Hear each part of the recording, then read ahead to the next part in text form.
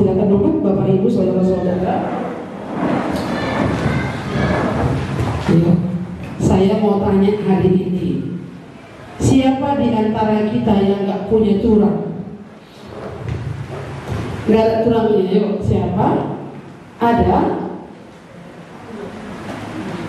Yang gak ada tulangnya, baik laki-laki baik perempuan, yang gak punya tulang sama sekali. Dia. Ada lagi? Oh, Mama Mikael juga gak ada ya? Bapak Lala juga gak ada ya Pak Lala? Gak ada tulang dulu ya? Oh ada, tapi sudah enggak di rumah lagi kan begitu ya? Baik, seringkali orang bermasalah dengan tulangnya. Tapi biasanya perempuan dengan tulangnya ya, iya kan? Kalau laki-laki dengan tulangnya ada bermasalah, ada juga, tapi nggak terlalu banyak ya. Lebih banyak perempuan dengan tulangnya. Iya, jadi kayak mana kita perempuan ini ya? Iya, saya kalau lihat gitu bongkar-bongkar sedikit-sedikit, perempuan dengan mertuanya, menantu dengan mertua, Eda dengan edanya, yang mereda kan gitu ya. Kok selalu yang itu, saya pikir begitu. Cemburu itu adalah dosa. Dosa yang pertama dalam keturunan Adam adalah cemburu, sehingga terjadi perkelahian. Terjadi perkelahian lalu bunuh-bunuhan. Setelah bunuh-bunuhan,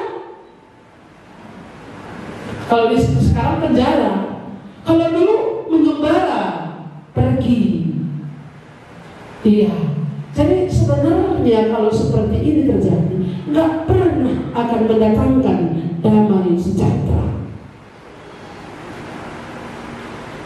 Tapi kita mendengar Injil damai sejahtera. Hari ini kita belajar tentang beritakan Injil dan beritakan. Oh, mungkin saya salah tulis, saya nggak cek ulang. Oh, beritakan Injil damai sejahtera. Itu seharusnya ya. Beritakan Injil damai sejahtera. Kalau minggu lalu Injil adalah kekuatan Allah untuk menyelamatkan setiap orang yang percaya. Injil itu adalah kabar baik yang menyelamatkan, yang memberi hidup yang kekal, dan yang memberi damai sejahtera dalam hidup kita. Injil itu adalah Tuhan Yesus itu sendiri. Jadi kalau kita sudah percaya kepada Yesus adalah Tuhan, juru selamat kita pribadi, sudah mengampuni dosa kita, bahkan yang terbaik sekalipun, yang terindah sekalipun, yang terhebat sekalipun, sudah Tuhan siapkan di surga. Kalau kita punya iman yang ini, kenapa kita merasa kok banyak kali sama edaku itu ya, akunya anak bapakku, begitu ya. Itu terjadi ya, terjadi enak kali edaku itu, akunya anak bapakku. Loh, kenapa kamu sama tulang dulu? Kan ini kan udah tabu, tapi inilah kenyataan yang ada.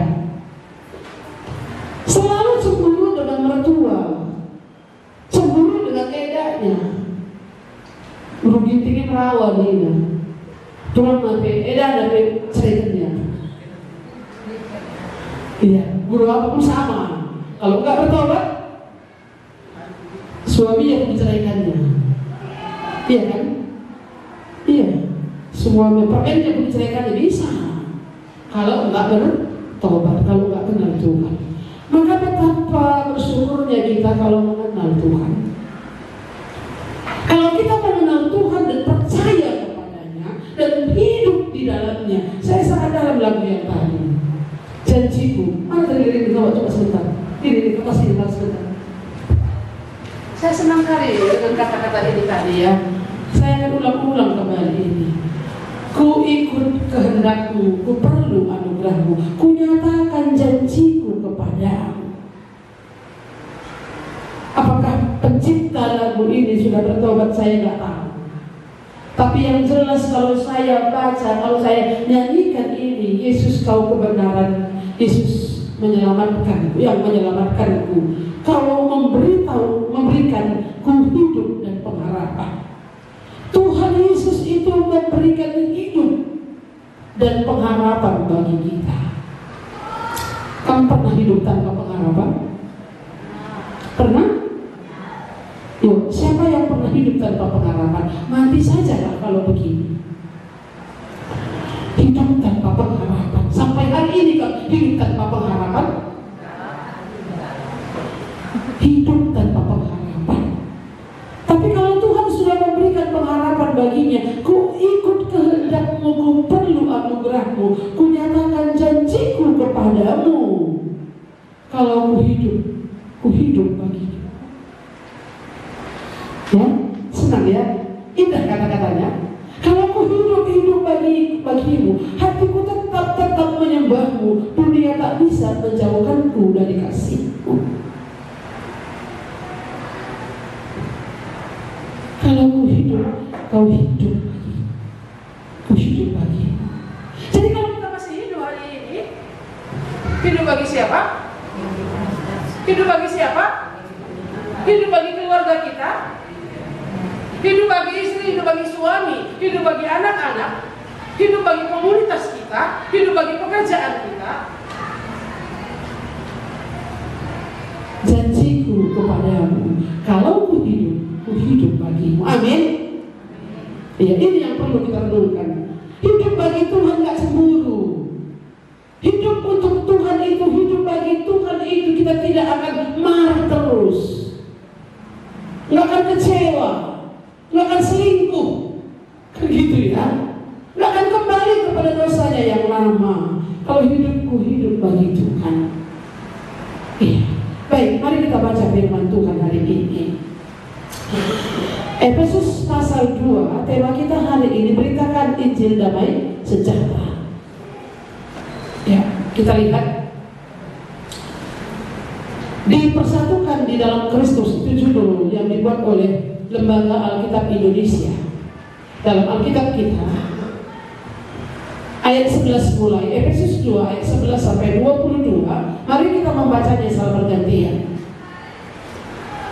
Karena itu ingatlah bahwa dahulu kamu sebagai orang-orang bukan Yahudi menurut daging, yang disebut orang-orang tak bersunat oleh mereka yang menamakan dirinya sunat, yaitu sunat lahiriah yang dikerjakan oleh tangan manusia. Bahwa itu kamu tanpa Kristus tidak masuk kepada Israel dan tidak dalam bagian dalam Tuhan yang dijanjikan tanpa harapan tetapi sekarang dalam Kristus Yesus, kamu yang dahulu jauh sudah menjadi dekat oleh darah Kristus. Karena Dia adalah sejahtera yang telah mempersatukan kedua pihak dan yang telah menghubungkan tembok pemisah, yaitu perseteruan. Sebab dengan matinya sebagai manusia, Ia telah membatalkan hukum Taurat dengan segala perintah dan ketentuannya untuk menciptakan keduanya menjadi satu manusia baru di dalam dirinya, dan dengan itu mengadakan damai sejahtera. Dan untuk memperdamaikan keduanya di dalam satu tubuh dengan Allah bersama dengan menyatakan persekutuan pada satu satu. Ia datang dan memberitakan damai sejahtera kepada kamu yang jauh dan damai sejahtera kepada mereka yang dekat. Karena oleh Dia kedua pihak dan satu roh orang-orang asing dan pendatang, melainkan kamu sewarga dari orang-orang kudus dan anggota-anggota keluarga Allah. Yang dibangun di atas dasar para rasul dan para nabi dengan Kristus Yesus sebagai penunjuk. Di dalam Dia tumbuh seluruh bangunan rapi tersusun menjadi bait Allah yang kudus di dalam Tuhan. Di dalam Dia kamu juga berdibangunkan dan menjadi tempat kediaman Allah dan dalam Roh. Iya, baik. Terima kasih. Sejauh ini pembacaan firman Tuhan. Saya mau kembali kita baca ayat yang ke 17. Mari baca sama-sama. 17, 1, 2, 3. Ia datang dan memberitakan damai sejahtera kepada kamu yang jauh, dan damai sejahtera kepada kamu yang dekat, kepada mereka yang dekat. Iya. Ia datang dan memberitakan damai sejahtera. Ya. Damai sejahtera ku berikan kepadamu. Itu kata Tuhan Yesus. Damai sejahtera Allah.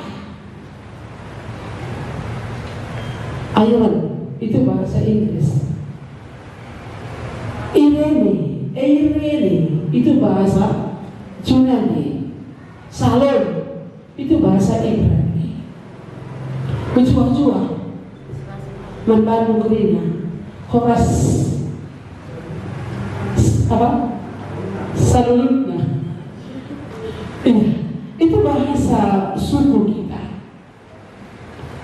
Jadi ketika menyampaikan sesuatu itu, damai sejahtera bagi kamu, itu seharusnya terjadi damai sejahtera di dalam hidup kita.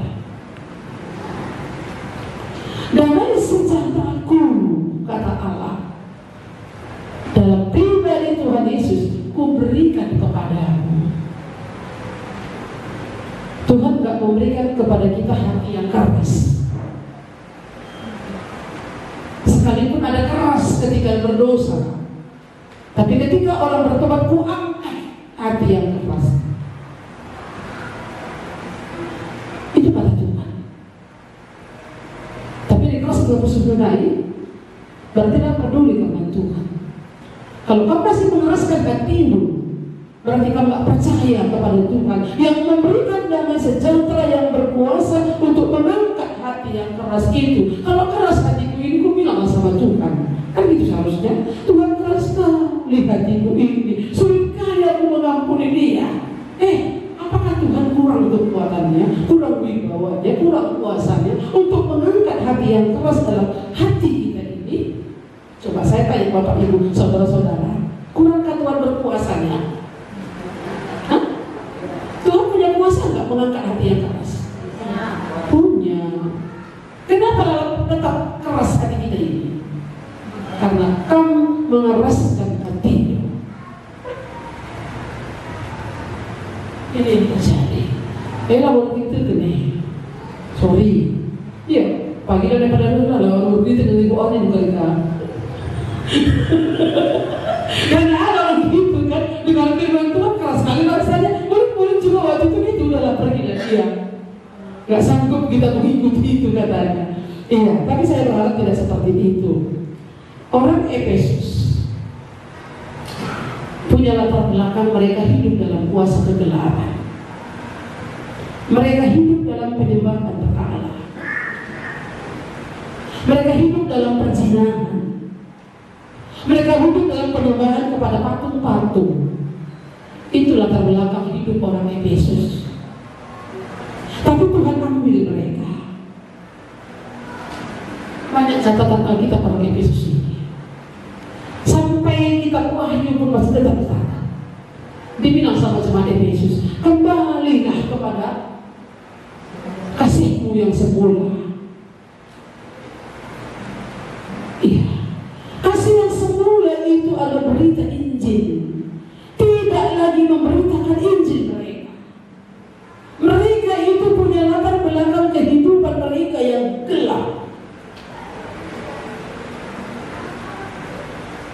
Orang Korintus pun gelapnya.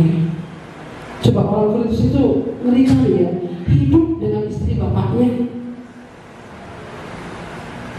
dengan ibu tirinya.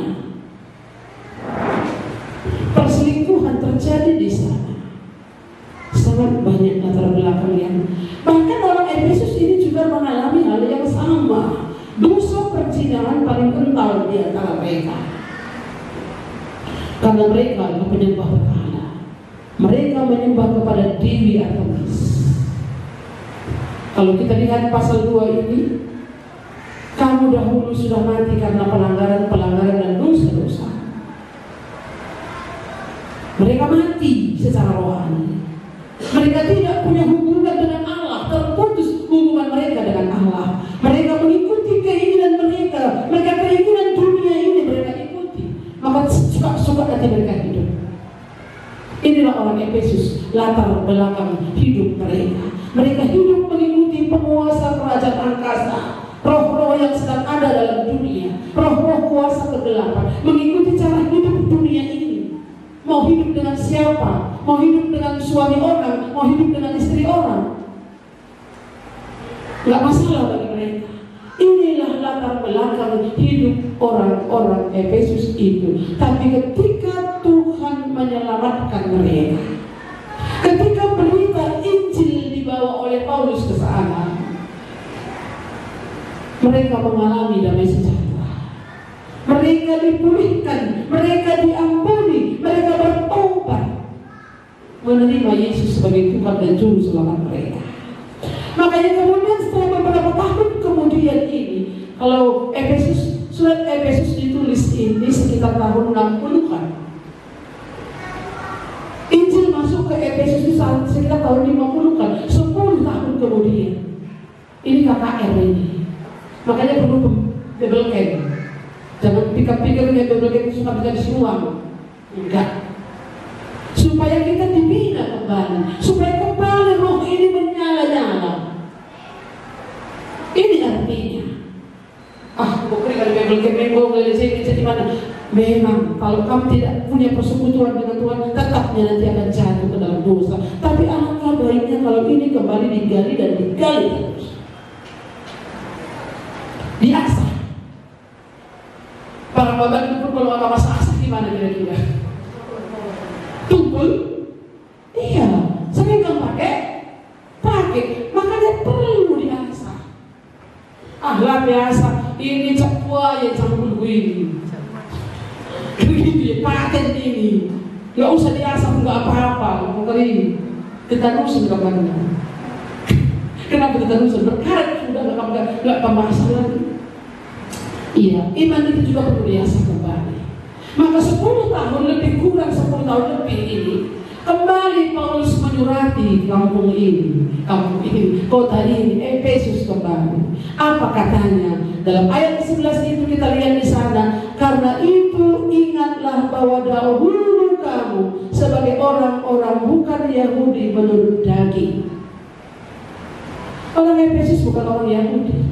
Orang Yahudi ini adalah orang bangsa pilihan. Sekalipun bangsa pilihan, tapi kita ingat ya, minggu yang lalu Injil bukan hanya untuk orang Yahudi, tapi juga orang Yunani. Artinya untuk semua suku bangsa yang ada di bumi. Yesus bukan hanya untuk orang Yahudi, tapi secara nilai plusnya ada, nilai lebihnya itu ada. Mereka bangsa pilihan Allah. Enggak bertobat pun mereka, memang mereka pintar-pintar, istimewa bangsa ini. Ya. Jadi mereka ini, Paulus mengingatkan jemaat ini, mengingatkan keadaan mereka. Kita kadang-kadang kalau diceritakan keadaan kita nggak enak ya. Kan kalau diceritakan latar belakang enak kan berasa? Kalau digali latar belakang dulu, kamu dulu begini, senang? Enggak ya? Enggak ya? Itulah kita. Tapi itu perlu kita ulang-ulang. Seperti apa hidup kita sebelum kita mengenal Tuhan.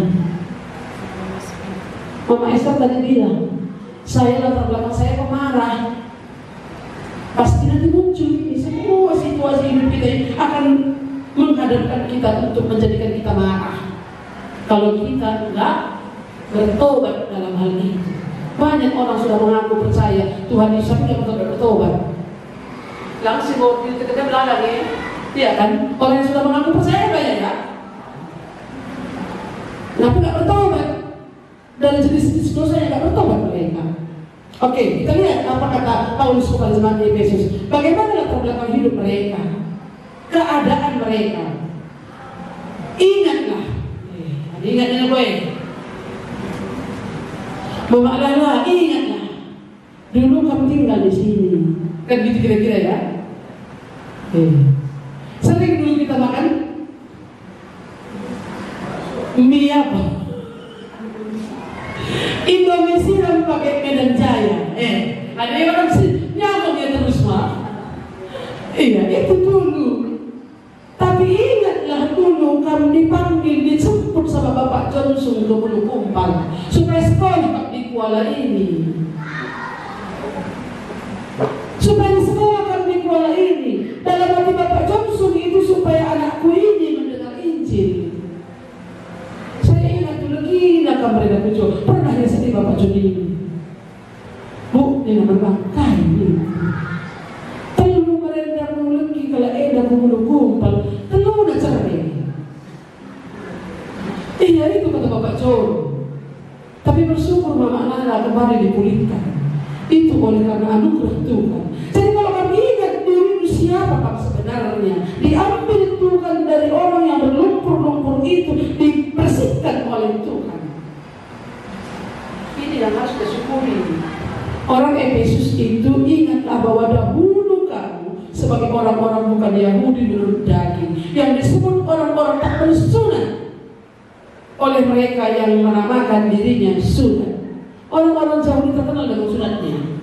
Mereka itu disunat tandanya. Mereka punya perjanjian dengan Allah. Mereka punya hubungan dengan Allah. Sunat lahiriah.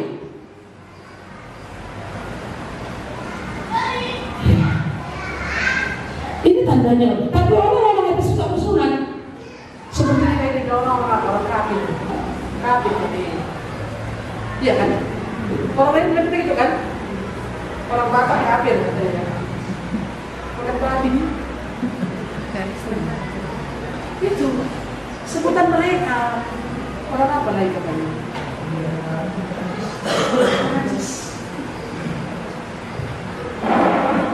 Latar belakang orang Efesus seperti itu. Yang itu surat lahirnya yang dikerjakan oleh tangan manusia.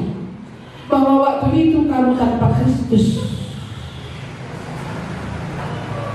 bukan orang Yahudi, bukan bangsa pilihan, tanpa Kristus, tanpa pengharapan, tidak termasuk kewargaan Israel, dan tidak mendapat bagian dalam ketentuan-ketentuan yang dijanjikan, tanpa pengharapan dan tanpa Allah di dalam dunia. Inilah keadaan mereka. Keadaan kita bagaimana? Orang yang mau bunuh diri ada di antara Bapak Ibu saudara-saudara yang pernah mau bunuh diri? Ada? Coba angkat tangannya, ada atau tidak? Ada, satu cuman ya. Yang masih muda ini merasa takut mati ya. Mati saja lah, tapi takut juga mati ya. Bukan orang Kristen.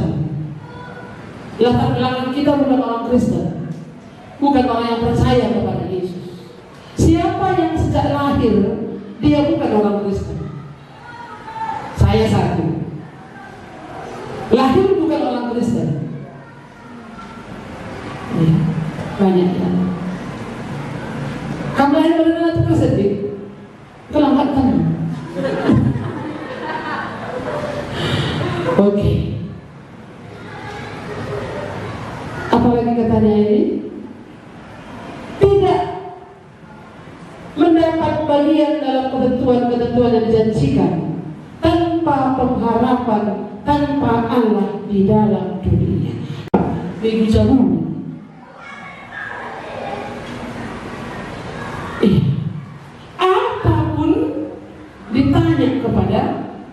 begu jago. Mau pesta, tik-tik wari. Tik-tik wari tahu apa gimana ya? Tanya dukun, wari ini bagus atau tidak? Mulai dari lahir, itu keluarga saya. Mulai dari lahir, wah itu ditanya, wari apa dia tubuh ini, lahir ini? Oh, warinya gara. Kalau gara gimana? Merawat. Bikin namanya sejuk, kan gitu ya? Ini sejarah. Masih marah? Tanya pasangannya, masih marah? Waktu kamu jumpai Bapak Bram sejuk tadi. Tahu kenapa? Dulu masih pemarah ya? Masih pemarah. Inilah latar belakang hidup manusia. Masih pragete, masih dia mau terus diikuti. Kalau dia nggak diikuti, marah dia.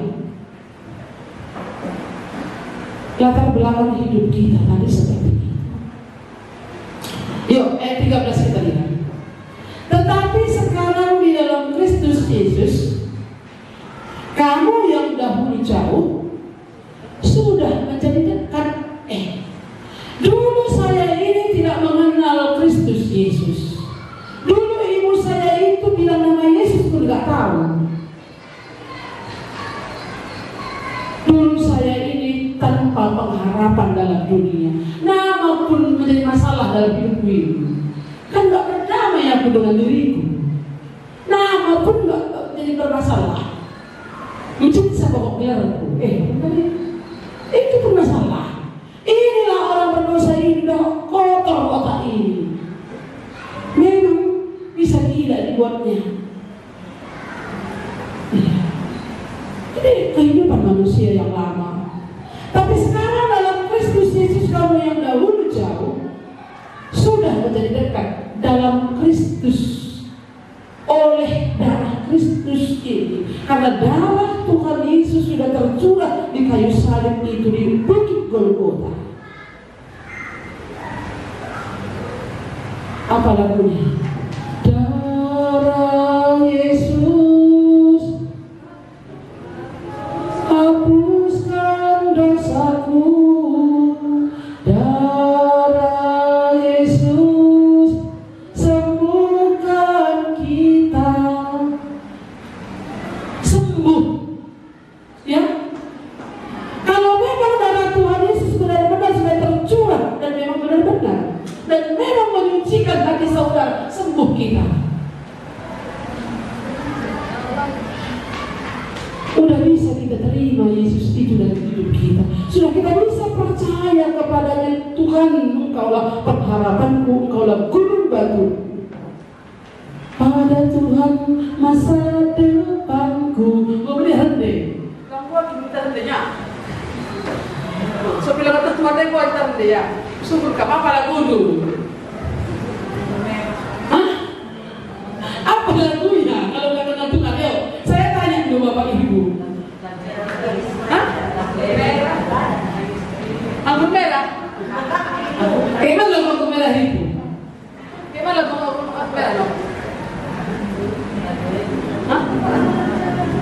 Ayo, siapa yang tahu anggur merah? Hah? Apa lagunya, ayo? Sebelum dekat dengan Tuhan. Oh, itu tangis rindu. Itu lagu lama, Bi. Apa arti gelas-gelas kaca itu? Kalau nggak tahu apa dia nyanyikan? Dia nggak punya mama. Hah? Oh, gelas-gelas kaca nggak punya mama. Oh iya, maka saya tanya apa artinya nggak punya mama terus? Dia merasa dirinya sedih atau enggak? Oh, sedih ya? Oh iya gitu dia. Nggak tahu, dia bilang tahu lah. Dia nggak punya siapa-siapa terus? Orang termiskin di dunia. Oh ini dia lagunya ya. Oke, orang termiskin di dunia kan pengharapan tadi.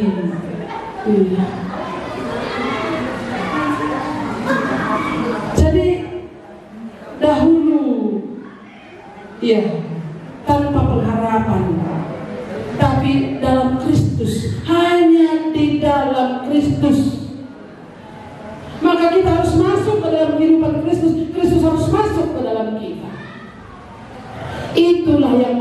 merasakan damai sejahtera, bisa berdamai dengan Allah. Nah, lupa kita mesti baca. Lupa kalau ibu, ya kan? Iya, saya terkejut sekali waktu meninggal Bolang Perdi, kurasa waktu itu ya. Bolang Perdi itu Bolang Dika, ingat lupa saya mana? Yang mana dekat-dekat dulu. Bolang Perdi, Bolang Dika sama Bolang Kevin ya. Iya, itu yang dekat ya. Dia bilang apa? Apa katanya? Adik bilang di batai, marah sama Tuhan. Kenapa ini cepat kali jalan dan jarak yang dekat itu meninggal satu dengan yang lain? Katanya hati saya ini, jantung saya berdegup keras loh. Mereka tidak peduli dengan Tuhan. Mereka marah sama Tuhan. Mereka tidak terima dengan keputusan Tuhan.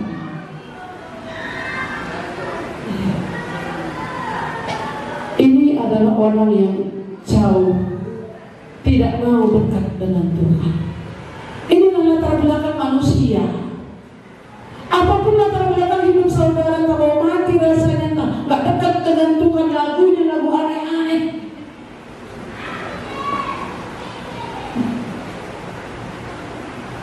Dan macam-macam. Ke latar belakang kehidupan kita ini. Tapi Tuhan berkata, tetapi sekarang dalam Kristus Yesus kamu yang dahulu jauh sudah menjadi dekat oleh darah Kristus. Saya merasa dekat dengan Tuhan.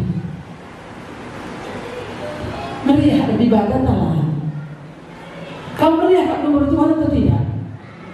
Kalau kamu merasa belum meriah dengan Tuhan, memuji Tuhan, menyanyi untuk Tuhan, bersekutu dengan Tuhan, bersekutu dengan orang percaya, menyendirikan terus, gagal dengan baru. Apakah saudara sudah di dalam Tuhan atau belum? Lebih suka kamu dengan orang-orang yang tidak bertobat, kompromi dengan mereka, bersekutu dengan mereka, daripada dengan orang percaya. Lebih suka kamu meja judi dan lain sebagainya dengan PA, dengan bapak-bapak yang lain. Lebih suka kamu merupi daripada bersama dengan saudara-saudara seiman, menceritakan tentang bagaimana baiknya Tuhan.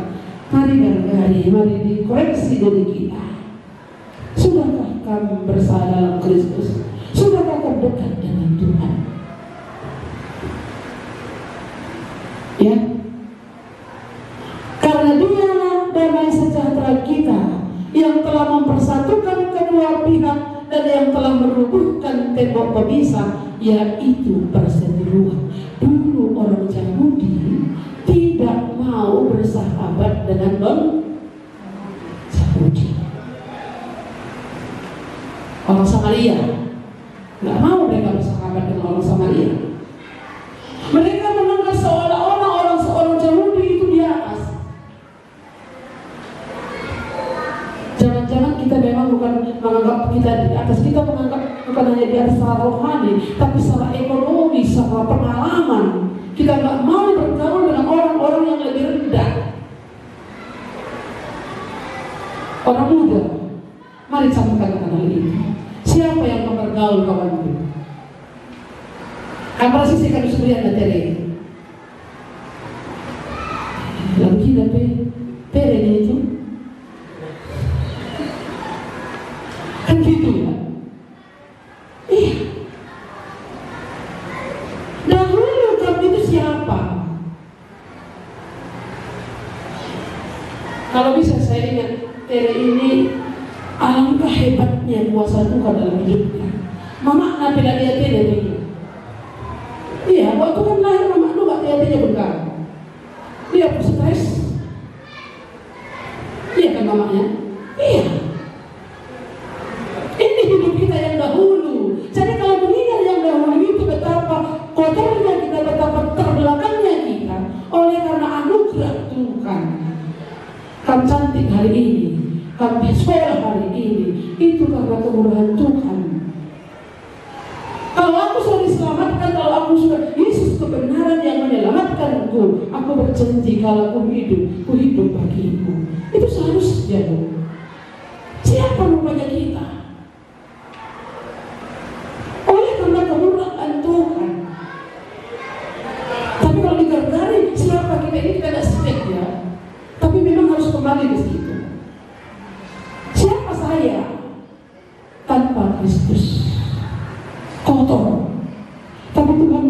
saya menjadi anaknya.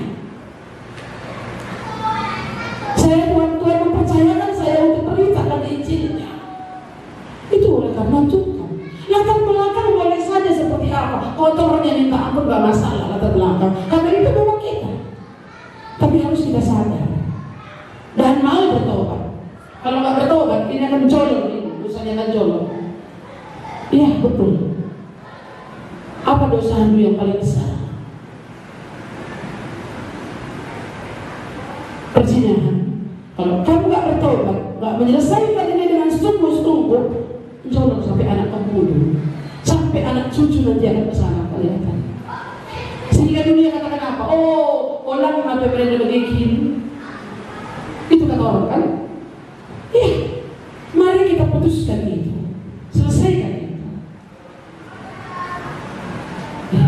Jadi dahulu itu, oleh karena Kristus, tahu karena apa? Kita dekat dengan Tuhan. Iya. Tetapi sekarang di dalam Kristus Yesus, kamu yang dahulu jauh sudah menjadi dekat oleh darah Kristus. Itu yang dikatakan oleh Paulus kepada orang Efesus. Karena dialah damai sejahtera kita yang telah mempersatukan kedua pihak dan yang telah melumpuhkan tembok pemisah. Nggak ada lagi orang Yahudi, nggak ada lagi orang Karo, nggak ada lagi orang Nias, nggak ada lagi orang Jawa, nggak ada lagi orang Cina dan sebagainya. Di hadapan Tuhan dalam Kristus itu menjadi sama.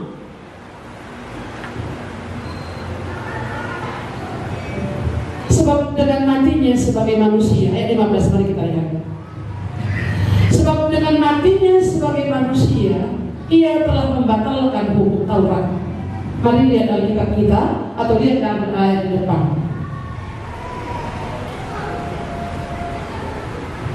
Sebab dengan matinya sebagai manusia, ia telah membatalkan hukum Taurat dengan segala perintah dan ketentuan untuk menciptakan keduanya satu manusia baru di dalam dirinya, dan dengan itu mengadakan damai sejahtera. Dalam Kristus kita bisa berdamai dengan Allah. Kalau kami hitung-hitung uang dulu, kalau dulu orang Israel itu kemana menyembah? Kemana dia beri persembahan? Kemana? Kalau dia mau memberi persembahan, kalau dia membawa korban persembahan kemana? Ke Bait Allah di mana? Yerusalem.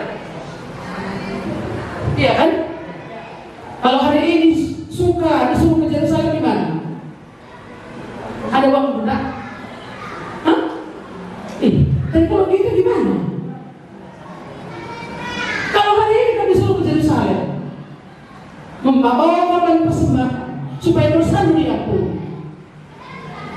Sanggup? Bisa kamu berdoa? Bisa kamu diampuni? Bisa kamu diampuni? Bisa juga? Nggak bisa kan? Nggak bisa.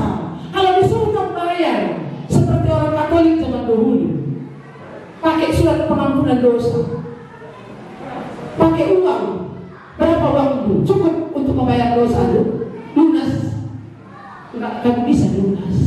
Tapi oleh darah Kristus kita berdamai dengan Allah.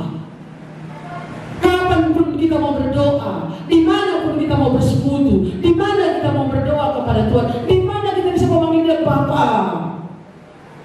Ya Tuhanku, ya Bapakku. Ketika kita suka maupun duka, ketika kita menderita, ketika kita memiliki masalah, kita bisa bersama kepada Tuhan. Tuhan Yesus, Engkaulah Allahku. Enak kali loh. Ini artinya berdamai dengan Allah. Saya akan skripsi saudara. Sekiranya saudara menulis paper dan sebagainya, ketika banyak pergumulan di tengah-tengah keluarga tadi, bisa kita katakan, Tuhan Engkaulah Allahku, juru selamatku, kepadamu Tuhan aku menyerahkan semuanya ini. Ketika anak-anak tidak mendengarkan orang tua, tidak seperti yang kita pikirkan, kita bisa berdoa membawa anak ini kepada Tuhan. Ini enaknya berdamai dengan Allah. Dan inilah yang Tuhan kata, Paulus katakan kepada jemaat di Efesus, dulu kamu jauh dari Allah, sekarang sudah dekat. Enak kali ya? Kamu bagaimana? Sudah dekat atau masih jauh? Hah? Sudah dekat atau masih jauh? Entah akan merasakan ini. dan untuk memperdamaikan keduanya di dalam satu tubuh dengan Allah oleh salib, dengan melenyapkan perseteruan pada salib itu. Salib, kematian Tuhan Yesus di kayu salib, itu mendamaikan kita dengan Allah, mendamaikan kita juga dengan orang lain. Jadi ada golongan Tuhan Yesus, lanai nggak ada lagi seteru kita, Bapak Ibu saudara-saudara. Nggak ada lagi musuh kita. Lalu tulang pe musuh kamu, sini tua pe musuh kamu.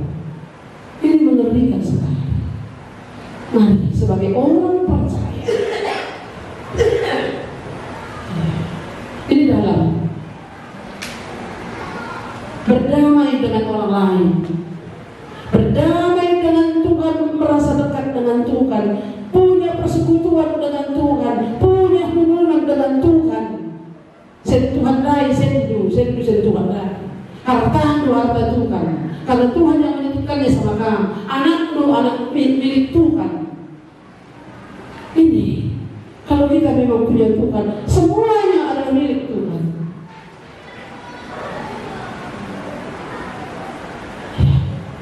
Apapun milik Tuhan. Kalau motor bersih itu milik Tuhan. Bukan karena milik itu, bukan karena kami itu. Tapi bersyukurlah kalau kami pelihara diberkati oleh Tuhan, sangat khusus berbeda dengan yang lain. Karena berkat Tuhan tidak semua sama. Berkat Tuhan kepada saya berbeda dengan berkat Tuhan kepada Bapak dan Ibu dan lain sebagainya. Tapi kalau kita berdamai dengan saudara kita, bukankah saudara kita juga kita peliharakan? Saudara kita juga kita perhatikan. Kalau sudah banyak baju kita di lemari, kenapa harus dijual? Kasih sama yang punya baju, bisa? Kok kira-kira? Bisa. Ngomonglah dari mereka dan kan, saya memang namanya sudah saya kasih, tapi saya jual tapi untuk siapa? Saya jual itu kasih untuk pembangunan gereja. Itu saya bilang. Ada peluang kita itu nggak kita tahan loh. Saya nggak pernah punya tabungan Bapak Ibu. Enggak, saya tahan uang saya. Berapapun yang ada itu semua adalah untuk pekerjaan Tuhan. Dari anak anak sekolah kita di rumah kita. Menang juga kami dia. Ya lah, Ibu kan nggak punya anak mau disekolahkan, nggak punya bayaran sekolah, nggak bayar listrik, tinggal di gereja, enak lah Ibu. Kalau itu pun tadi bisa saya nggak berikan itu. Tapi karena menyadari bahwa semuanya dari Tuhan, itu adalah untuk Tuhan. Aku akan memberkati orang-orang yang memberkati. Orang-orang yang memberkati aku akan memberkati kata Tuhan. Jadi kalau Tuhan memberkati kita, baiklah kita menjadi berkat bagi orang lain juga. Berdamai dengan orang lain. Berdamai dengan sesama, itu maksudnya. Tidak ada lagi perseteruan, karena perseteruan itu sudah dipatahkan. Tuhan Yesus sudah mengampuni kita. Kenapa kita sulit kali mengampuni orang lain? Gimana ya?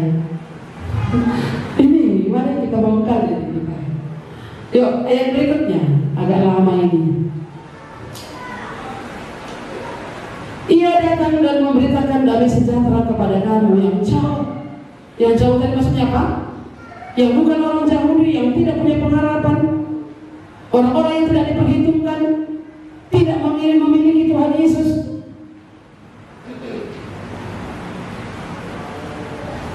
Ia datang untuk memberitakan damai sejahtera kepada kamu yang jauh dan damai sejahtera kepada mereka yang dekat. Karena oleh dia kita kedua pihak dalam satu roh beroleh jalan masuk kepada Bapa.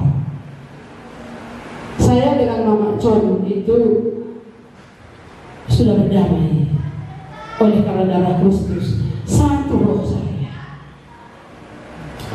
menjadi sama, rasanya sama, seharusnya begitu kita ini. Saya dan Bapak Ibu itu hatinya ini sama. Saya nggak tahu dia, saya seperti itu orangnya. Kalau orang itu sudah percaya kepada Tuhan Yesus, itulah saudaraku, itulah Tuhanku, itulah bapak dan ibu saya.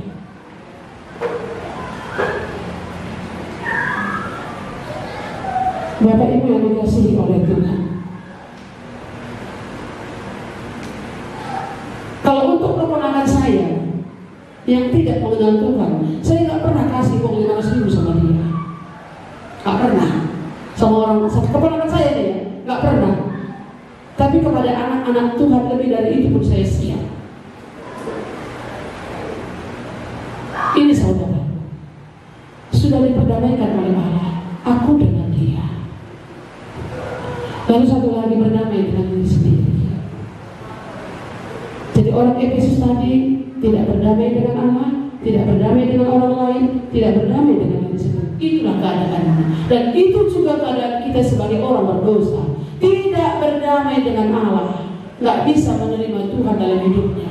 Tetap menyalahkan Tuhan, cemburu dengan Tuhan, menuntut Tuhan. Ini belum berdamai dengan Allah. Tidak berdamai dengan orang lain. Orang lain itu iri melihat orang lain, cemburu melihat orang lain. Termasuk keluarga besar, termasuk keluarga inti dalam rumah kita. Saya kali saya rasa, mungkin kemarin sudah saya ceritakan ya. Saya waktu itu kebetulan bertemu dengan satu anak siswa sebenarnya. Dia itu adiknya sedang diracuni, dikasihnya minum racun. Kenapa? Iri dia adiknya. Dia cuma 2 bersaudara. Dia perempuan, adiknya laki-laki. Jaraknya agak jauh. Inilah ngerinya handphone ini.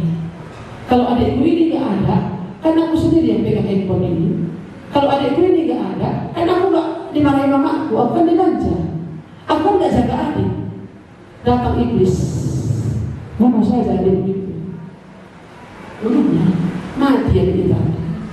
Dan sampai hari ini sulit sekali baginya untuk percaya kepada Tuhan Yesus. Sudah menerima Tuhan Yesus itu 2 kali, tapi tetap dalam hatiku ini ada ganjalan. Kalau enggak berdamai dia dengan dirinya, berdamai dengan Allah, berdamai dengan orang tuanya, apapun resiko itu harus dia bilang kepada orang tuanya. Karena sampai hari ini orang tuanya nggak tahu. Pikirnya gara-gara tahu memang anakku mati katanya sama kakaknya tadi, tapi pikir orang tuanya dikasih makanan tak sehat, bukan dikasih sengaja minum racun. Ngeri sekali. Nggak bisa berdamai dengan diri sendiri. Jadi Bapak Ibu saudara-saudari, berdamai dengan diri kita, bisa menerima diri kita sebagaimana kita ada. Kotor memang kita, tapi berdamai dengan Allah, berdamai dengan diri sendiri, supaya sungguh-sungguh merdeka di dalam Tuhan. Jadi oleh karena kita mengalami berdamai dengan Allah, berdamai dengan orang lain, berdamai dengan diri sendiri, kita bisa memberitakan Injil damai sejahtera. Meriah ikut Tuhan Yesus. Enak loh ikut Tuhan Yesus. Ayo percayalah, bertobatlah. Bisa kan bilang sama orang lain begitu? Kalau nggak bisa, kami lapor ke kamu belum mengalami itu. Makanya Injil damai sejahtera itu nggak disampaikan kepada orang banyak. Makanya nggak ada hati bukan melayani orang lain. Nggak ada hati bukan bagaimana orang berdosa itu berjalan menuju neraka, sebagaimana supaya dia tidak berjalan menuju neraka. Kamu tengok-tengok saja dia, tetanggamu, kawan sekolahmu, kawan sebangkumu, kawan satu asrama. Biarkan dia tanpa Kristus ke neraka. Kamu dituntut oleh Tuhan. Makanya saya bilang kepada Bapak Ibu saudara-saudara, kalau belum bertobat, mari terus belajar firman Tuhan, supaya anugerah Tuhan turun atas kita.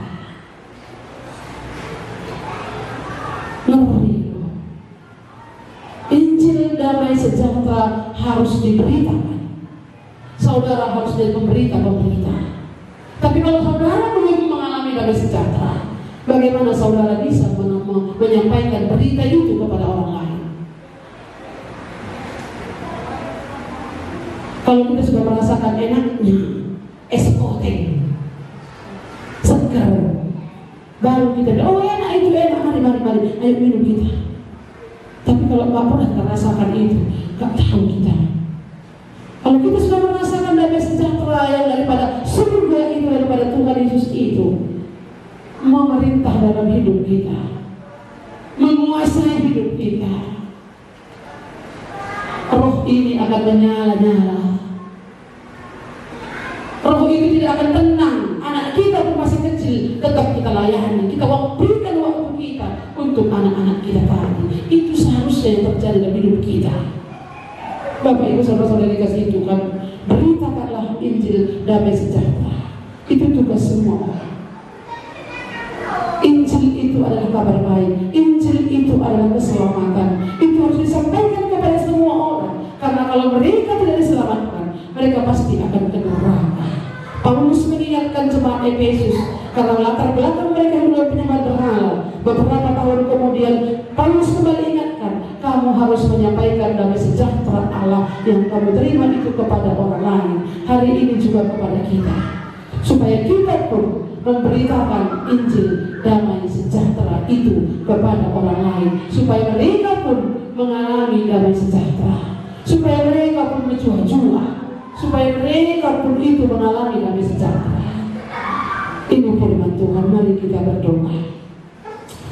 Bapa di surga, terima kasih untuk pagi hari ini Tuhan, sampai menjelang siang ini firman-Mu sudah berbicara kepada kami.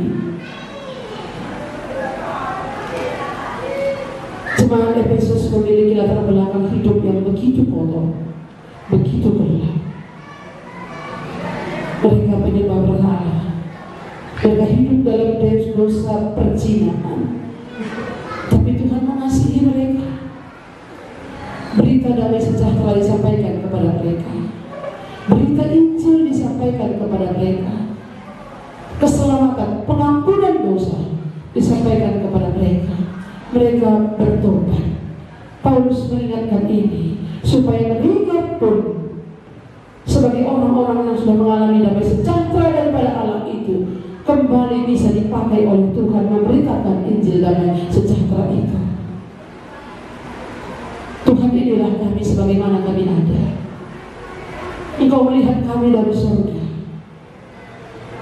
Engkaulah Tuhan kami yang melihat kami. Apakah Kristus kami sudah dekat dengan Engkau ya Allah kami? Apakah dalam Kristus kami sudah dekat dengan Allah? Apakah kami yang dahulu jauh sudah dekat dengan Engkau?